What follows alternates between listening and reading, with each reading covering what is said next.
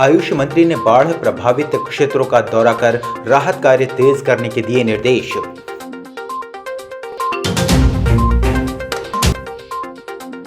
सामुदायिक भवन में बांधे जा रहे मवेशी, जनप्रतिनिधि और प्रशासन ने साधी चुप्पी।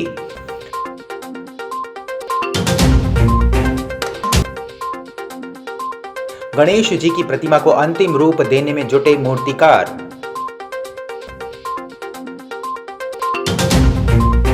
माननीय आयुष मंत्री रामकिशोर नानो कावरे ने आज 16 सितंबर को अतिवृष्टि के कारण बाढ़ से प्रभावित ग्राम नेवर गांव, लवेरी, मोहगांव, कुम्हारी, भोंडवा का दौरा कर बाढ़ प्रभावितों तथा जन सामान्य की मुलाकात। कहा कि इस संकट की घड़ी में आपका सेवक कार्य आपके साथ है। मेरी विधानसभा मेरा परिवार है। यहाँ के प्रत्येक व्यक्ति के सुख और दुख में मैं अपना समझता हूँ।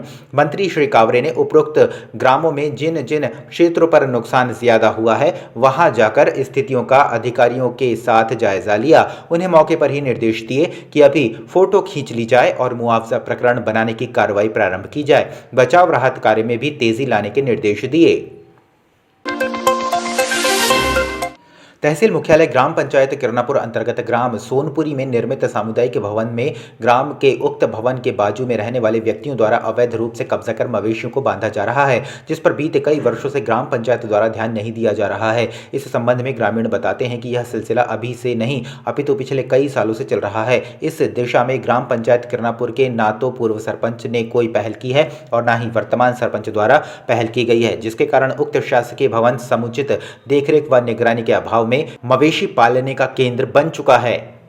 मेरा मन खींचे, मैं आया कुमार खींच रहा है कि नहीं, यहीं रहते। ये जो सामुदायिक भवन है, यहाँ पे जो इतनी सारी गंदगी है और सामान रखा है, ये कब से रखा है भैया? लगभग तो आषाढ़ से रखा है। आषाढ़ से यानी रखा है किसका है? अभी किस किस का ये नहीं मालूम मेरे को, बाकी रखा है सामान। रखा है।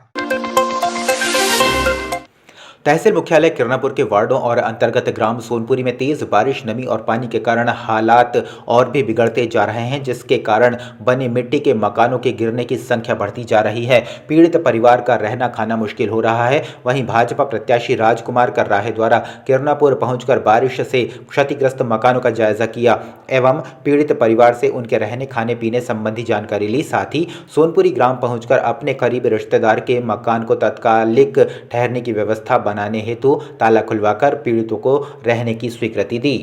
समस्या ये है कि जो दो लोगों ने घर बनाया यहाँ पर, क्या नाम है उनका? विजय बूटा हाउस। हाँ। और ये थे मोहबे सर। हाँ।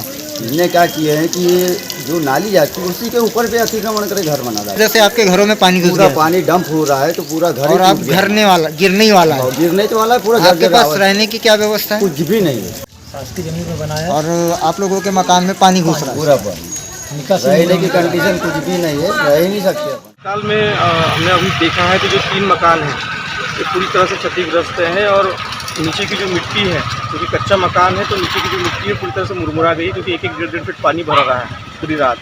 तो ऐसी स्थिति में वो मकान गिर जाएगा। और अभी तत्काल व्यवस्था में RBC 6-4 के अंतर्गत मैं तहसीलदार साहब से बात करूंगा और तत्काल जो व्यवस्था हो सकती है पूर्ण क्षति वाला, वो व्यवस्था देने का हम प्रयास करेंगे।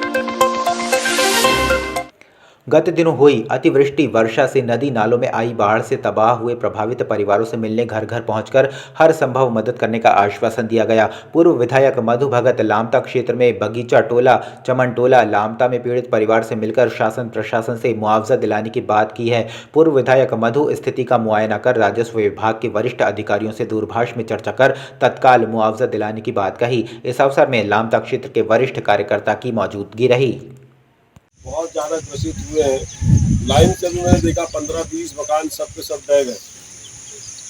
मैं चाहता हूँ, प्रशासन से अपील करता हूँ, क्योंकि तहसीलदार साहब का दौरा पहले से चल रहा था, मैं बाद में पहुँच रहा हूँ, तो तहसीलदार साहब से मैं निवेदन करना चाहता हूँ।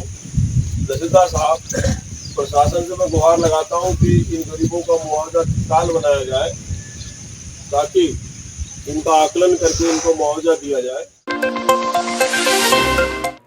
प्रतिवर्षानुसार इस वर्ष भी प्रथम पूज्य भगवान गणेश की पूजा अर्चना का पर्व गणेशोत्सव पूरे जिले भर में धूमधाम से हर्षोल्लास के साथ मनाने की तैयारियां की जा रही हैं। इस वर्ष भगवान गणेश की प्रतिमा स्थापना की 18-19 सितंबर 2 दिनों तक तिथि होने से लोगों में संशय की स्थिति बनी हुई है। 18 को हरितालिका व गणेश स्थापना एक ही दिन दिया गया है, जिससे अधिकांश लोग 19 सितंबर को गणेश प्रतिमा की स्थापना कर रहे हैं। गणेशोत्सव को लेकर सार्वजनिक गणेश समितियों द्वारा समिति का गठन कर तैयारियां की जा रही हैं। वहीं शहर के सुभाष चौक के समीप मूर्तिकार भी गणेश प्रतिमा को अंतिम रूप देने में जुटे हुए हैं, जिसमें गणेश भगवान की छोटी प्रतिमाएं तैयार हो गई हैं। शासन द्वारा अशासकीय स्कूलों के साथ अपनाई जा रही भेदभाव व दोहरी नीति के चलते प्राइवेट स्कूल अशासकीय संघ के द्वारा कलेक्ट्रेट पहुंचकर मुख्यमंत्री के नाम अशासकीय स्कूलों के बच्चों को शासकीय स्कूल के बच्चों को दी जा रही योजनाओं के लाभ दिए जाने व समानता की नीति अपनाए जाने ज्ञापन सौंपा गया। इस दौरान ज्ञापन सौंपने पहुंचे संघ के पदाधिकारियों ने कहा कि मध्य प्रदेश सरकार द्वारा शासकीय स्कूलों के टॉपर्स को स्कूटी दी जा रही है, लेकिन प्राइवेट स्कूलों के बच्चों को स्कूटी प्रदान नहीं की जा रही है, जो गलत है। उन्होंने कहा कि हम अपनी मांगों को लेकर सभी अशासकीय स्कूल बंद कर विरोध प्रदर्शन करते हुए ज्ञापन सौंपेंगे। भरवेली थाना अंतर्गत ग्राम बघौली के नाले में 15 सितंबर की शाम करीब 5 बजे बहे युवक का शव दूसरे दिन 16 सितंबर को दोपहर 1:30 बजे करीब मिला। पुलिस ने मृतक बघोली निवासी विमल पिता दुर्गा प्रसाद लांजेवार 24 वर्ष का शव बरामद कर पंचनामा व पोस्टमार्टम करवाकर परिजनों को सौंप दिया। बताया गया कि मृतक विमल गांव में ही नाला में पानी होने के बाद भी मना करने पर नाला पार कर रहा था, जो तेज बहाव में बह गया, जिसकी सूचना भरवेली पुलिस व SDERF की टीम को मिलने पर 15 सितंबर की शाम पुलिस व SDERF की टीम ने ग्रामीणों के साथ युवक को खोजने रेस्क्यू किया, लेकिन नाले में पानी बढ़ते व बहाव के तेज होने से देर रात तक युवक का पता नहीं चल पाया।